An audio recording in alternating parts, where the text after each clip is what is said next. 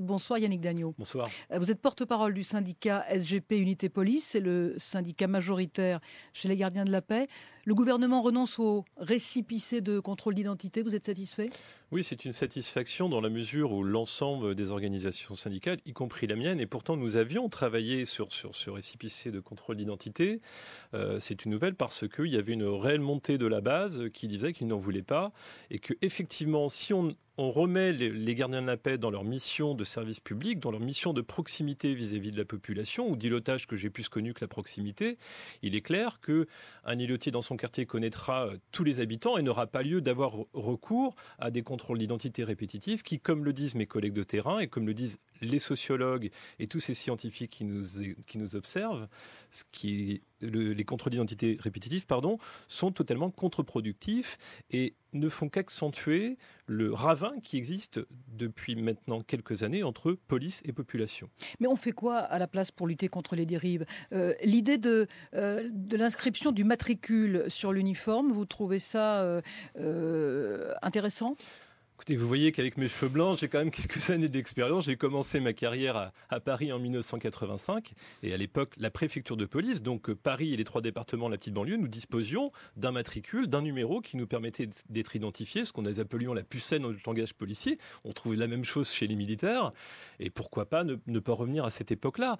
Paris, nous l'avions. Ça a été supprimé en fin 1985 par rapport à la nouvelle tenue. On a vu apparaître les étoiles de shérif. Et donc, pourquoi pas un retour en arrière avec on n'a pas peur. Je veux dire qu'il ne faut plus avoir peur aujourd'hui. S'il y a réellement un changement de politique, notamment vis-à-vis de cette politique du chiffre, ça a été annoncé par le ministre, ça nous rassure, puisque nous-mêmes, premier syndicat de police, le dénoncions depuis des années. Et à l'époque où Nicolas Sarkozy était ministre de l'Intérieur, les policiers ne sont pas là pour produire un produit sécurité. La marchandisation de la sécurité, c'est ce que beaucoup appellent la boérisation, n'a pas lieu de citer dans un service public. Vous parlez de ravin entre la police et la population. Comment recréer un climat de confiance ? Déjà sur les méthodes. Le fameux tutoiement, soyons très clairs, il est fréquent qu'un policier, lorsqu'il arrête quelqu'un, notamment un jeune, il y a le tutoiement intempestif comme une marque de domination. Est-ce qu'il faut bannir cela ? Alors, le tutoiement d'hier et le tutoiement d'aujourd'hui n'ont absolument plus rien à voir. Aujourd'hui, on se tutoie beaucoup plus facilement. Ça fait partie de l'évolution des relations au sein d'une société. Pour autant, quelle que soit la personne que l'on a en face de soi, il est clair que le policier, dans son éducation, quand il est en école de police, on lui dit il faut tenir le vouvoiement. Un rappel de ces instructions-là est nécessaire, mais... Vous êtes d'accord avec moi que sur le terrain, c'est pas toujours le cas. Après, on doit s'adapter à l'attitude des personnes que l'on a en face de soi. Je me vois mal moi-même avec mes presque 50 ans. Demain, si j'interpelle un gamin de 14 ans, le vouvoyer. Mais après, il faut resituer le contexte parce qu'effectivement, le vouvoiement, chacun est à sa place et il ne peut pas y avoir de débordement, au moins en termes de mots. Chacun à sa place. Mais il faut aller au-delà du vouvoiement, du problème de vouvoiement.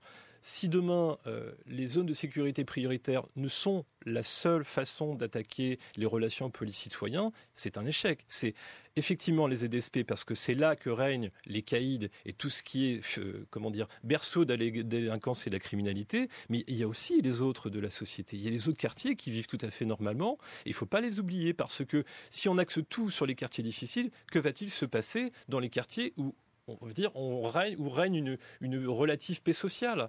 C'est important qu'il y ait un juste équilibre entre l'ensemble des quartiers. Pour bien vivre dans une ville, il faut qu'il y ait une forme de régularité au sein des services publics. La fin de la politique du chiffre, ça c'était une erreur du précédent gouvernement ? Oui, c'est une des nombreuses erreurs du précédent gouvernement. Ce n'était pas la seule. Si c'était juste la politique du chiffre, nous le disons tous, et je suis ravi d'avoir entendu cela, que les chefs de service, les commissaires dans leur circonscription doivent être les acteurs, mais doivent intervenir également en matière de sécurité les élus locaux, parce que l'État ne dispose plus des budgets suffisants en termes de moyens et d'effectifs pour faire fonctionner. Et s'il y a une parfaite collaboration entre la fonction publique territoriale, c'est-à-dire les maires et les commissaires de police dans la circonscription, tout ira mieux.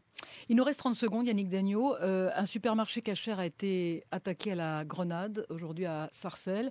Est-ce que vous sentez de plus en plus de tensions dans certains quartiers ? Et même s'il n'y a eu aucun lien établi avec les manifestations liées à la diffusion du film Innocence des musulmans, néanmoins, est-ce que cette affaire a accentué les tensions ?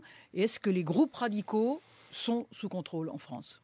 Alors, les groupes radicaux sont sous contrôle. Heureusement, des affaires Mera, nous n'en avons pas tous les jours. Je suis issu de la direction centrale du renseignement intérieur, donc j'ai travaillé pendant quelques années justement sur les dangereux terroristes. Il ne faut pas tout mélanger.